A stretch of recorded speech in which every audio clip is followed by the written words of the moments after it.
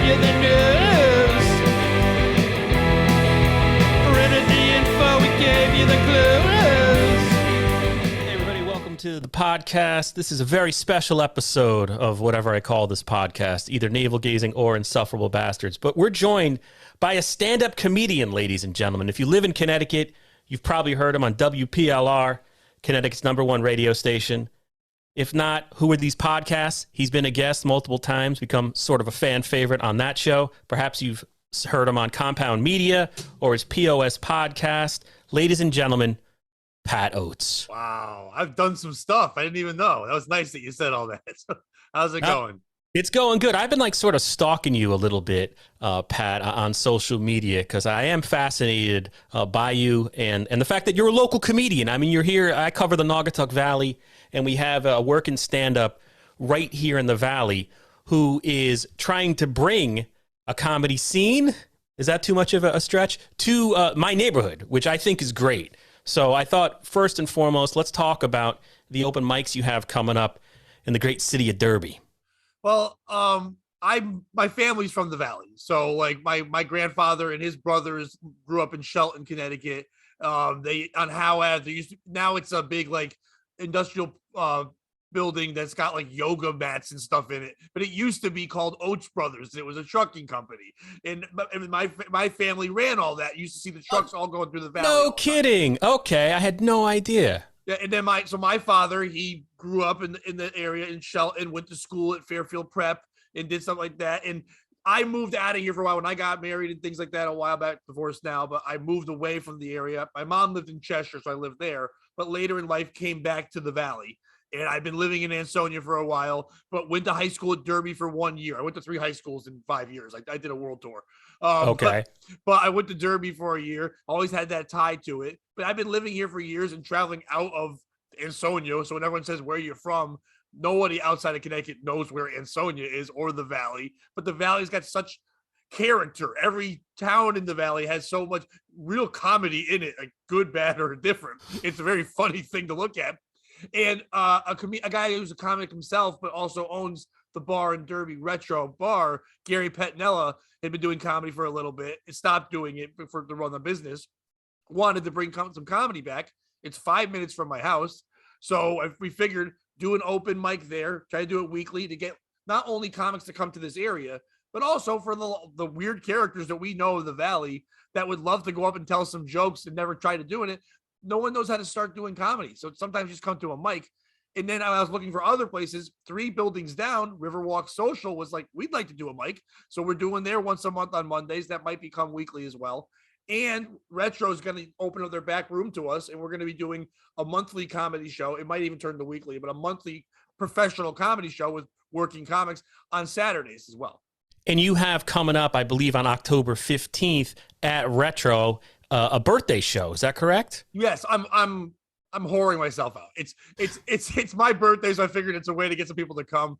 But it's a great show. One of my longest friends in comedy, John Romanoff, who grew up in Milford, he's been doing comedy. Him and I knew each other before comedy. I've been doing it 15 years. He's like 12 or 13.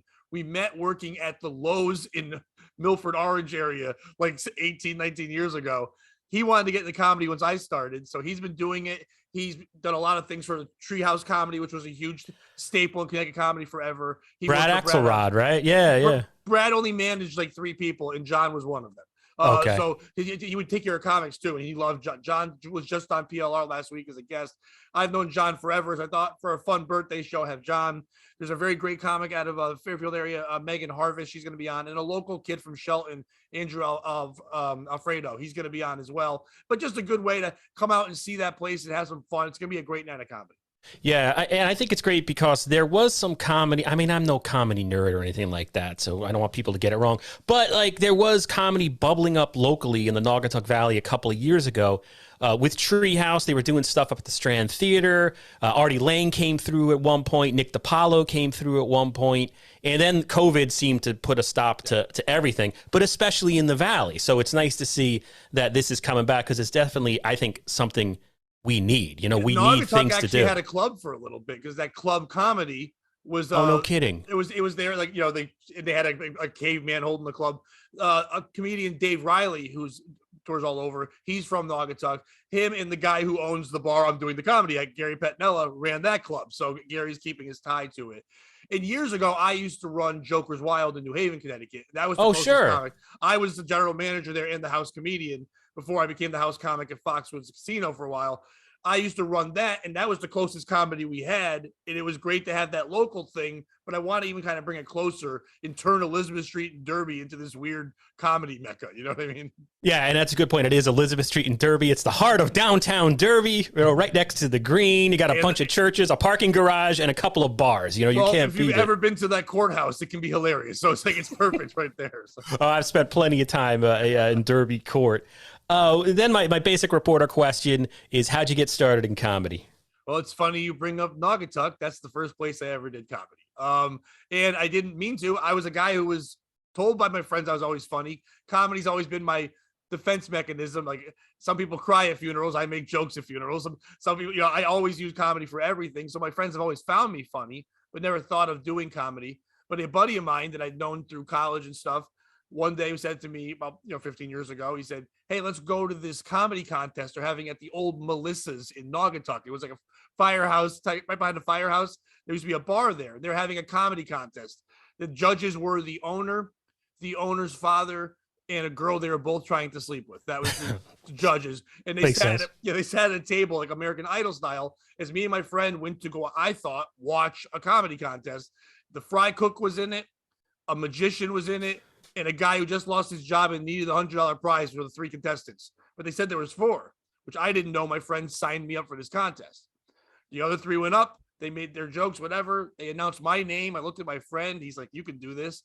I made fun of the smell, which is on Route 8 in Naugatuck. I made fun of the judges. I made fun of all the local dumb things.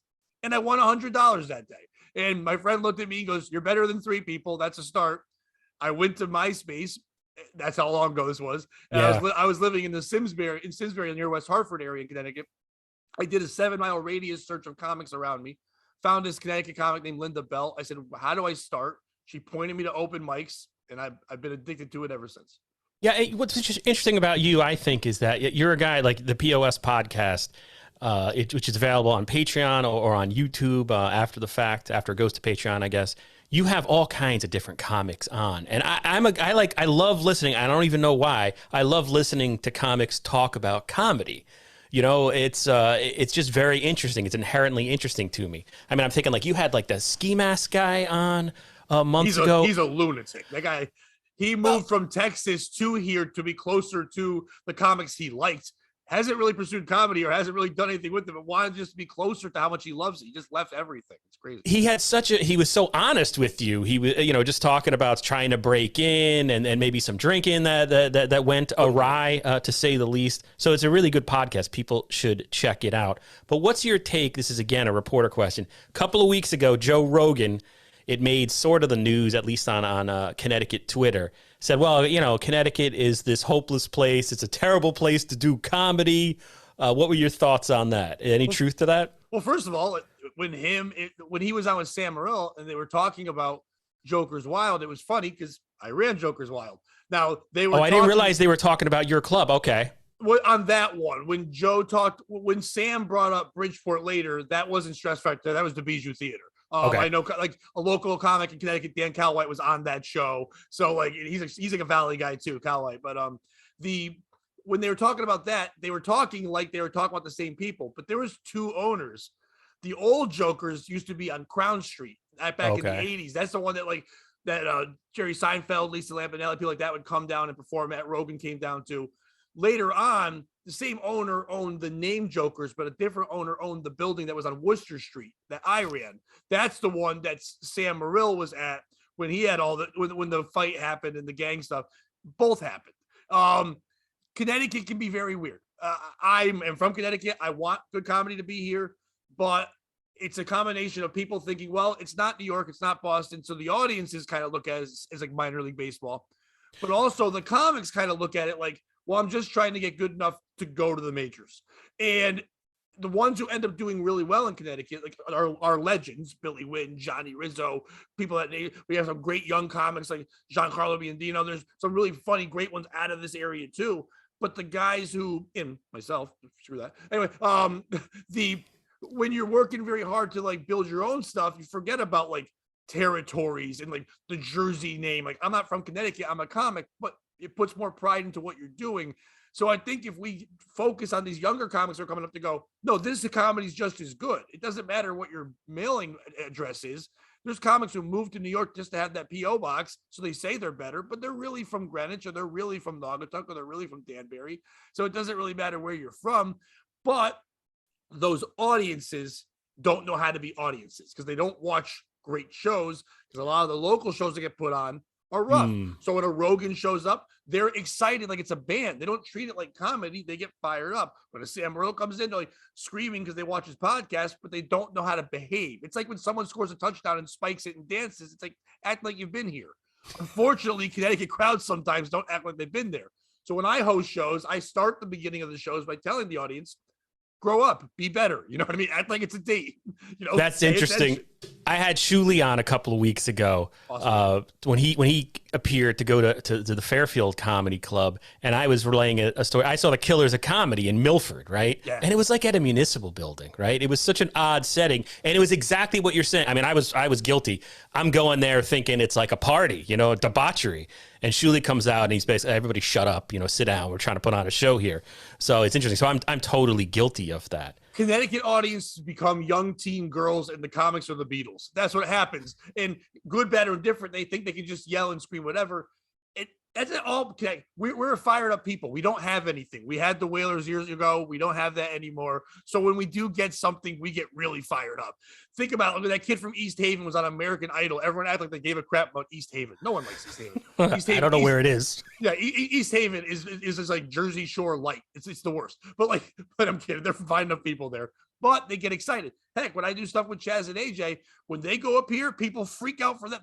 People don't know how to handle minor celebrity. Yeah, Chaz and AJ are legit local celebrities, right? Because one of them, Chaz is from, or AJ, I might get this wrong, and I'm going to get a million comments killing me. One of them's right from Shelton, who's like, he's very involved in everything locally, and like people absolutely. How'd you hook up with them? Because you're on there a lot. Well, I originally hooked. I now work at the station. I do part-time radio for PLR as well. I started off with the Fox. I got there, but I only started that a couple of years ago because I was a guest on their show all the time and fell in love with radio. But with them, I got hired once again. Brad Axelrod, Treehouse. Thank goodness for him. He hooked me up with stuff. They were doing a roast of local radio superstar, the Wigmaster. They were doing a roast of him. Okay. Brad was booking it at Sports Haven in New Haven. Big venue. They had a bunch of people from the radio station. They wanted some comedians. Brad said, hey, I know you're pretty good at making fun of people and kind of being a savage. I know you don't really know the radio people, but do you think you can do this? He got me, John Romanoff, a local comic named Mats Plaza from Stanford area, very funny guy as well. And we were the three comics on it. And I went up. I went a little harder than anyone else did. I did some research. I learned a lot of stuff about Mike Lapatino and some restraining orders he had on him. When I brought that up, the audience popped. He looked at me like, what the heck? But afterwards, Keith Dakin, who's known as Boss Keith when he's on the morning show, Keith is literally the boss, the GM of everybody in the stations. He was there and he said to me, dude, you're hilarious. We got to get you on Chaz and AJ. I sat on once. Chaz and I had a good rapport. He likes that. Chaz and AJ both love the fact that I yell at the tribe when they call in because they're like, they can't, you know what I mean? Like, because that's their tribe. They love that I do that. I started coming on all the time. They had me on a whole bunch. I just started really enjoying it. I've been part of their last 3 toy drives that they do. It's an awesome event there. I'll be again a part of it this year. I've dressed up like an angry elf twice, and I dressed up like AJ's hernia last year. So like I'm always something different, but they've been so gracious and great to me. But I fell in love with radio. So I said to Keith, how do I get in on it? He goes, if you want, he goes, you have personality. We can't teach that. But we can teach you the radio. So I've been doing part-time stuff. I filled in for AJ last year when he did the hernia thing.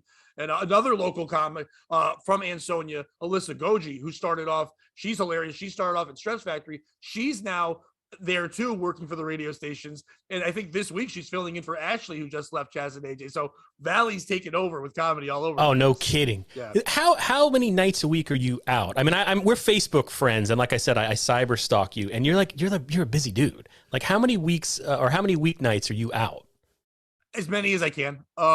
With the podcast too, and trying to do the other stuff, sometimes it's hard. Like Tuesdays, I don't go and do stuff because I record 2 episodes of my podcast a week. We do it. Me and Bobby Tamburo do it on Tuesdays because Bobby's busy with his compound schedule as well. You know, he has to make sure the clan's all intact over there. I shouldn't use the word clan, but anyway.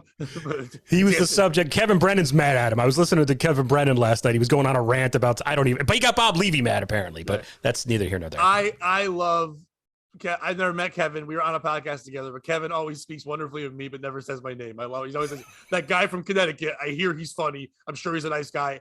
And he always says I'm funny, which he is. Kevin Brennan's a brilliant mind. But anyway, so I try to go hit mics whenever I can. A lot of comics, after they get for a certain couple of years into it, think they don't need to work on their craft anymore.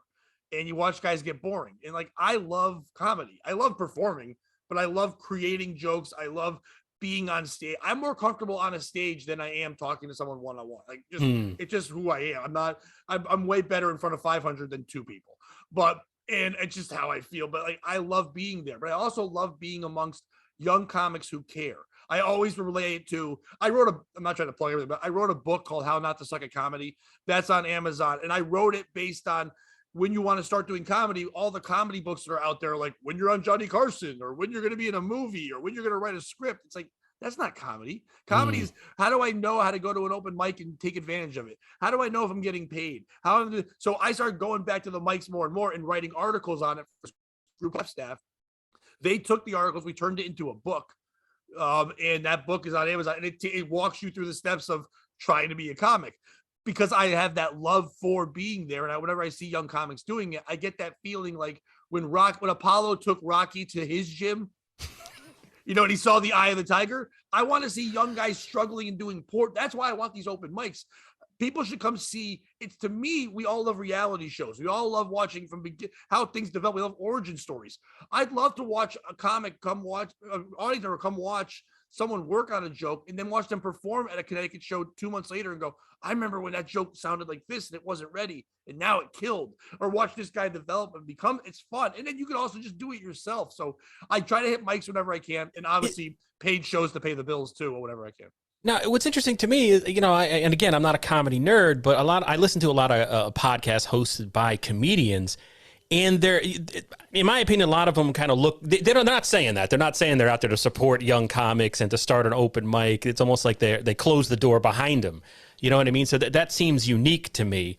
How did the first, I guess you already had one open mic. Was it last night you had the first one in Derby, or? No, actually, the first one was last month. The one at RiverWalk, we're doing once a month right now to test it out. So we're doing the second Monday of every month at 8:00. We put the sign-up sheet at 7.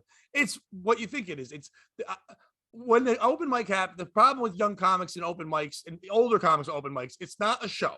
So you have to get out of your head. It's batting practice. If you're a sports fan, you can go there and people are like, well, I don't like to fail. Like, well, you can't fail in batting practice. You can strike out 6 times, but it doesn't go against your record. You can hit 6 home runs. It doesn't go towards your stats.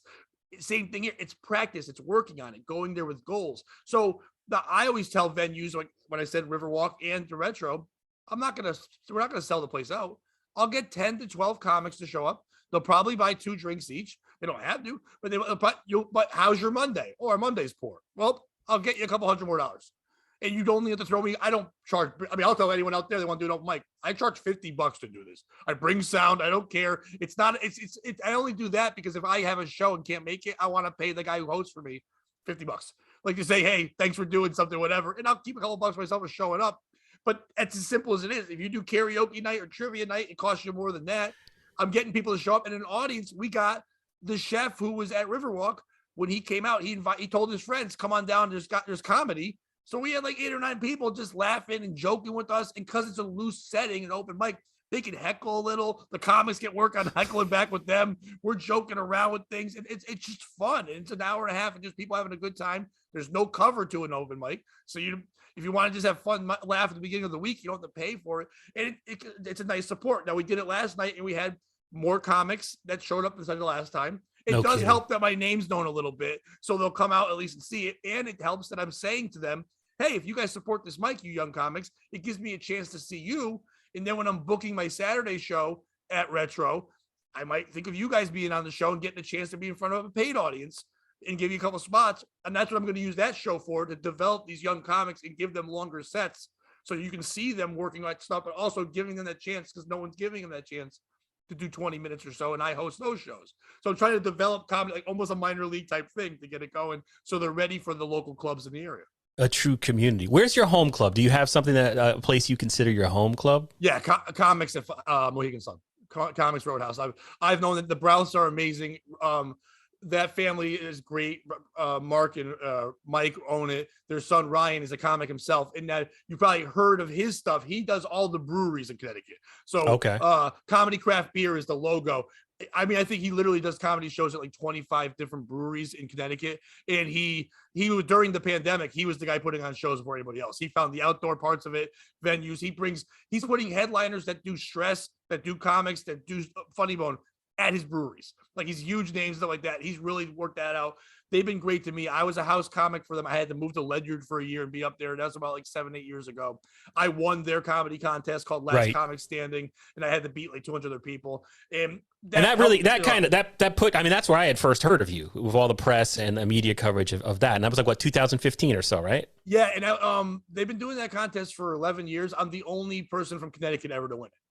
So, no kidding. Yeah, everyone else is Massachusetts, New York, Rhode Island, Pennsylvania. They're from all over. They get like 200 something participants every year. It's a great contest and a lot of fun. And I was able to, it's many rounds. It goes for months, but I'm the only one ever to win. It's just, I'm excited for, but every year when the young Connecticut guys get in, I pull them aside to give them advice because I don't want to be the only one. I want another Connecticut guy. We had 2 young guys who made the semifinals this year. Mo Musso, who's blowing up in Boston and Connecticut, and Chris Warren, a very funny comic out of Connecticut, who are starting to work real hard, but they made it that far, and they're only 3 or 4 years in. So I'm liking the crop of guys getting better, you know? You're so magnanimous, Pat. This is really like I love comedy. They share the same addiction as me. You know what I mean? Like it's like your enthusiasm is beaming off the screen. Yeah, we all love the same thing. It's not competition. There's a million goals to different places. You know, the one guy's not in my way. A door is going to always be open. Shows will always be there. We get too competitive. It's a solo thing, but we all speak the same language of comedy. We want to make strangers laugh, which is a sickness. We're trying to make people, especially in this day and age, because we're trying to understand what you think, what other guys think, and people believe that there's censorship. There's not. It's on your internet. It's only on Twitter. It's only in the internet. You go to a comedy club and someone pays money and you go to Comics Roadhouse, you'll see the best comics in the world saying the worst, most terrible, but hilarious things you ever heard, and the audience is hooting and hollering. Because in real life, we just want to laugh. So why wouldn't we want to support that? We're all these guys, at the end of the day, all we want to do is take our dumb thoughts and make you chuckle. Like, how do you not support that? That's interesting. And yeah, I do feel like, we need it more than ever. I mean, I was just reading something, I think I was on Reddit, and it was somebody had posted something like, the whole world wants to beat up the rest of the world. It's like we're all in a perennial bad mood. I don't know if perennial was the right word, but and that brings me to another thought. Like, you're not on Twitter. Nope, right? I left it in August of last year. I respect that because, I mean, I'm a local news reporter and I have to manage a Facebook page, right? And even that, like, just a week or 2 ago, like, I'm getting alerts at 2:30 in the morning, of people fighting about whatever issue. Yeah. And it's just like, man, this is like, it affects my mental health. I'm sick of it. I can't take it anymore. 24 years of this. I'm getting angry at this. I don't need this. But the greatest comedy in the world is in the Derby and Ansonia Facebook community page. Well, I don't care. That's my gold. I actually use some of those stories on my POS podcast. Oh, really? Can you, what's one that is there? Okay. Talk about the format of your podcast, I guess. I will, but real quick. Go ahead. I don't know if you paid attention to the one, there was a fire on Caroline Street. I was there. Okay. Well, somebody shared a Bitmoji of saying, "Oh, there's a fire," but the Bitmoji was of them holding a cake and balloons, and it said "the fire." So they must have forgotten to turn it off. So that will be brought up on tonight's podcast. Like, I will be talking about how I actually talked to my therapist about it. I was like, I can't. My mom is not doing well. She's in the hospital. I'm not doing it for sympathy. I care more about this woman and why she did a Bitmoji than I do about my mom being ill, because I'm like, that's the real problem. Like, is there still a birthday party? Is it the fire to hurt it? Like, why do you have cake? It's a fire. But the fact that she shared that, most communities would just say, hey, sorry about the fire. In that thing, everyone's like, you're stupid. Why do you have cake? That's why I love the Valley, because the Valley doesn't give an F. You know what I mean? We're all just like, hey, screw you. I'm going to tell you how I feel. And it's wonderful to watch them all fight about scooters and everything else in the world. It's great. Oh, see, I have there's some of that stuff. It just kills me after a while. I feel like it eats at my soul. And that very story, I shared a GoFundMe for the victims of the fire. And I woke up on whatever morning and a fight had broken out over a GoFundMe thing. Cause I was just like, and then I can't take it. And people fight about everything. GoFundMe's racist. I'm like, how? Well, it was like, I don't even get it. Somebody misinterpreted the purpose of the GoFundMe, and the person that had said he had donated got really offended, and it went on for like 16 posts, and I don't know. I just that's why I want to put on comedy shows, because those people need to be entertained and distracted from the internet. They need to get out in front of people again. There was just a thing in the New York Times this morning where somebody said, some columnist or opinion writer was talking about he or she's bipolar. I don't remember what their sex was or gender or whatever, but they were talking about how their bipolarism is again, not a word, triggered by social media, and then all these studies to how it affects your mental health. And I'm asking all this because you're not a guy on Twitter, and my feed for I do a podcast called Insufferable Bastards in addition to this work podcast, where I just follow other comics, and it's just comics arguing with each other, Stuttering John stuff, the like Kevin Brennan, Pat Dixon, all that kind of stuff. But you're like, you got off it. What made you get off? About a year and a half. Because of, and we talked about it, people don't know, Anthony Cumia has a network called the Compound Media, and they were very cool to me. I've been a guest on his show I think 11 times, and that was like in a 3-year span. And it's cool to sit next to a guy who had legends like Burr and Norton and all these people, and Patrice and everybody who would trade barbs with him. And in fact, that he was like, oh, you're quick, I like you being on here. I got to sit there one time with Dave Landau, who's like a killer comic, Jim Norton and Anthony Cumia, and just go back and forth with each other. And I'm like, that was amazing. But what that also does is, if you remember Opie and Anthony and their type of fans, they are a bit manic. Like they get really, you talk about the Derby people were saying like Valley's excited at a whole different level. And those people sometimes think that's what's happening with Twitter and all social media. I think it's because we all just want to be liked and approved, because now the world knows we exist. People didn't want that when we didn't know we existed. We just kind of stayed in our tribes. And now, because like I need attention because I'm here and no one's paying attention to me, anger gets you more attention than love. Oh yeah. You know what I mean? So if you say, even if you like me, I have people I didn't catch too much crap, but like it'd be people that'd be like, you weren't funny on Cumia. You mumble. You sound like a mentally ill Seth Rogen. Like that's one I get a lot, but especially my laugh, which whatever. It's like, but like they will say all these weird things, and it's just like they do it so they'll get my attention. But why would I give that attention? So I would just block them, and then they would post things, and I get sent from people. Oh, okay, gotcha. Me. And I'm like, when I would sit there and read the news, I'd go on Cumia or I'd go on PLR and I'd look at that, or I'd look at Reddit or something, and it like. I had a great appearance. People like it, and I read it, and everybody wants to crap on me. I'm like, I'm feeling bad, but I'm just sitting in my kitchen. Yes, nothing's happened. So you're speaking to me. Why am I reading this? I don't know these strangers. Guys from Australia are getting mad at me, yelling at me about an ex-girlfriend of mine that they don't know, and I'm like, how is that? How do you even know that? And it's like, at the beginning, it was flattering. Okay, you're thinking about me, but after a while, that goes away. And not that Facebook isn't angry, but I can control Facebook. Facebook, I've cut down. I had 5,000 friends. I've got 2,000 now. I've cut down 3,000 people. I made my news feed a news feed, like an old school newspaper. I read the parts I liked. My news feed is things I like. I read the Derby stuff. I read your things because I enjoy it. But like that Instagram's an easy one to filter people out. Facebook is not even open as a comic. It should be open to public, but I don't. I keep it like, so if you're not my friend, you can't comment. You can see it, but that's about it. I left Twitter because it was just too angry. I've never slept better. I'm not kidding. For the last year, I've slept better. There's no anger there. That was my only confrontation. I quit drinking 6 years ago, and that stops a lot of anger if you don't know that. But so like when I got feeling better about myself and working out and doing things like that, I didn't need that one little thing getting me mad all day. So once that went away, like your mind clears more, you could be more creative, you enjoy things, you listen to people more instead of waiting for a fight. I don't have to know about it. The emotional hangover, that crazy emotional hangover of social media when people like flying too close to the sun. That's fascinating to me.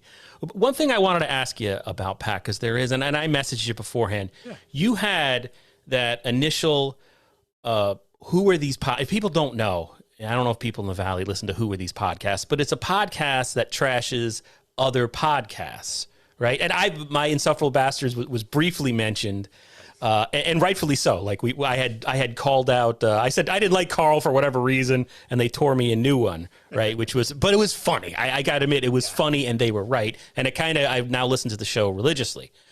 But I went back, and this is how I really started stalking you. I listened to the first episode that they did on your podcast, and it was, I believe it was like another iteration. And again, I don't know if that's a word.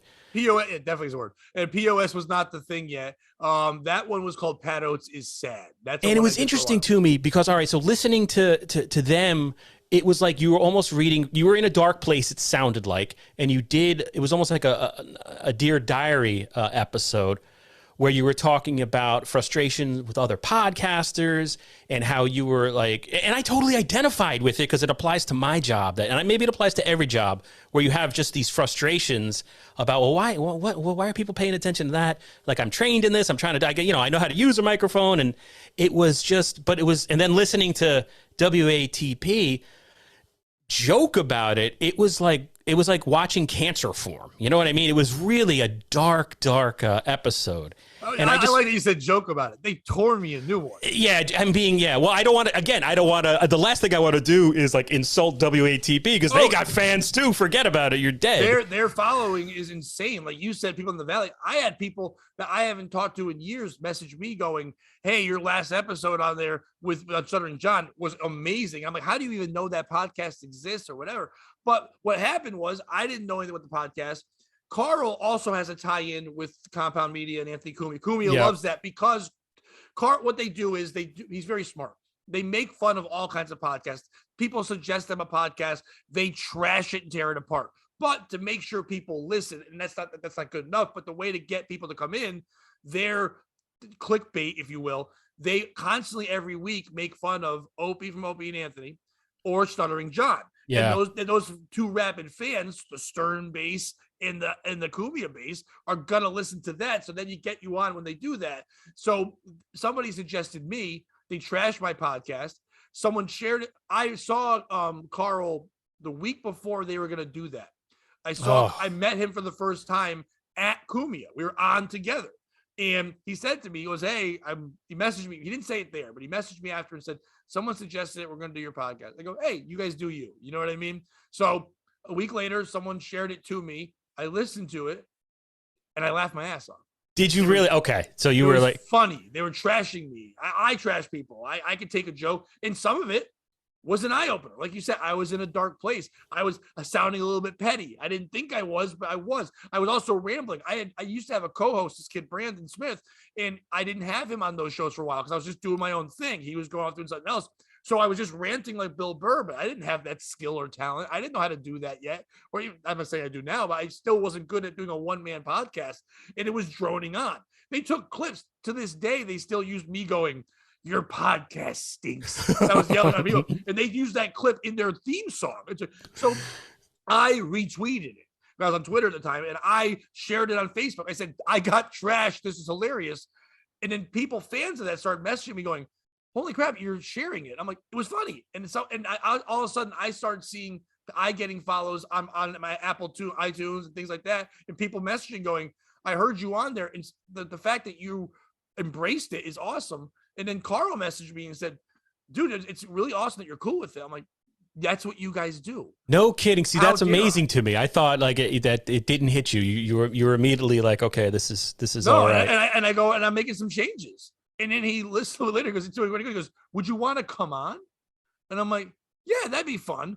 And then when I came on, what he does is the guest, he sends you like a preview or like, at least here's what we're going to talk about. You got to do homework. Well, I guess most people don't. I'm, as you now been talking to me, comedy, everything. I'm someone that researches. I go hard. I get into it. So like, if you give me a project, a roast or something like this, I was listening to like 20 episodes. So I was sending him like ideas I had. He's like, oh my God, you're prepared. So when we went into the first one, I was ready to trash every little thing, my suggestions. He was like, dude, this is awesome. And from that, other podcasts that are like branched down from his, like the Who's Right podcast, and I don't know if I can swear on this, the Poopy Song of the Week. It's all right, there we go. Yeah. Okay. There's another. Then I don't one. have to edit. I appreciate that. No problem. But it's the S Word Song of the Week. They crap on songs and things like that. They did those two. They booked me right away off that, saying how good I was as being a guest to make fun of their stuff they do. And I started to get like in a different world of the Compound people, and different fans coming on, and then more fans to my podcast. But that's when I was approached by Compound Media to do a pilot, which became POS. They didn't pick it up because we did it right before COVID. Okay. And everything shut down. But that wasn't even Bobby Tamburo. That was me and my 80-year-old buddy, Frank Margallo. And we do what the podcast is now. I go a long way short. That made me change how I was doing podcasting. And I was like, I need a format. I need a way to do things. So them giving me the kick in the butt. I've now been on their show 5 times.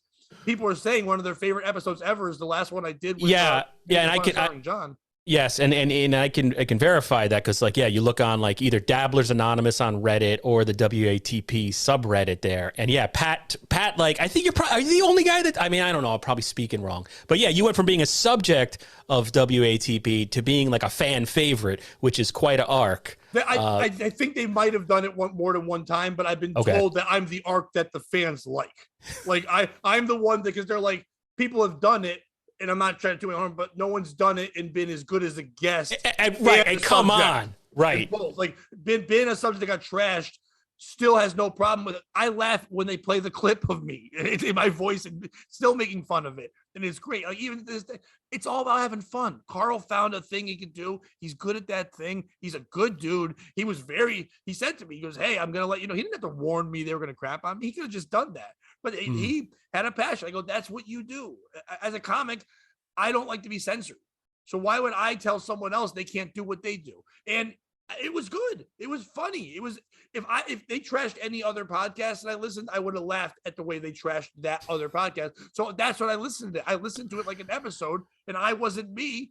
And I took notes and I enjoyed it and I laughed and I've had a great time being on there, and their fans are awesome. The reaction I get from them is great. Like I said, people message me, friends of mine from like high school are like, dude, you were on WATP, crashed and on Stuttering John. That was quoting me and stuff. Heck, Kumia went off on a rant and so did Chrissy Mayer based off my episode I was on because the stuff I was talking about when Stuttering John was trying to rip off people with leukemia stuff. So, yeah, and you had a good insight. Like I think you were talking about how he's not really a comedian. How he was actually, I'm getting it wrong. He was sort of inside. You brought a really good perspective to one part of the whole Stuttering John. Well, the big part was the bar thing. He's in a bar. And yes, people listening to see it. But like, when I ran Comedy Club, I ran bars and I was a bartender and stuff. And I used to bartend in Westville, Connecticut, New West Cafe when I went to Southern Connecticut. So I played rugby there and I bartended. So that's a little tiny more, but I would deal with all those trash. Okay. So I would deal with the daytime people, the day drinkers. And John, to me, was like a day drinker. So not only were we being funny, but I was making like real points and like all his speak and what it really meant and how she had the bartender had this bartender. Listen to the episode; it's great. But basically, he's stalking the bartender worse than you're stalking my comedy career. So he was following her around. That's right. It's such a and and also that hey, I know I've probably done that in the Valley since I moved up here. Right. But anyway, yes, but this because you went back to your question before that. So the format I chose, I like alliteration. So POS is the name of the podcast. It means what you think it means, piece of whatever. But it also stands for Pat Oates Show. And what we do is me and Bobby, I took Bobby on there, but when I did the format and you could, if you're subscribed to Compound Media, you can still see the pilot. It was a good one on there. I actually talk about my one TV appearance. I make fun of myself in my own thing, but like the whole thing is we take trending stories, not political. I don't like to go through that. Mostly stories from the New York Post, because the New York Post is a garbage paper and everything in it is just basically a woman watching YouTube or TikTok and reporting on it. And we take those stories with guests. And now we're having, because of Compound, I now have guests and porn stars. I guess they're also guests, but like it's a weird world we're having on the guests on. It's very eclectic. Your guests are, it's very eclectic. And we, and I read a story and then we try to find out who the POS is in the story. So we banter and have fun, but also the format has helped. And Carl's like, hey, I like this podcast. And without Carl doing that in WATP, I wouldn't have seen like, hey, this isn't watchable. It was therapeutic, but it wasn't watchable. But I also knew nobody was. Not that we're killing it now, but it's moving up every week where our subscribers are getting bigger, our listens are getting bigger, and it's getting more attention and stuff. And I'm just having fun doing it. So that's awesome. So where can people find more about you, find more about the open mics that are coming up? Is there anywhere you want to direct people? I mean, by thousands of viewers of the Valley Indie Podcast. You can follow me on Facebook. I mean, like that's the best place to follow me.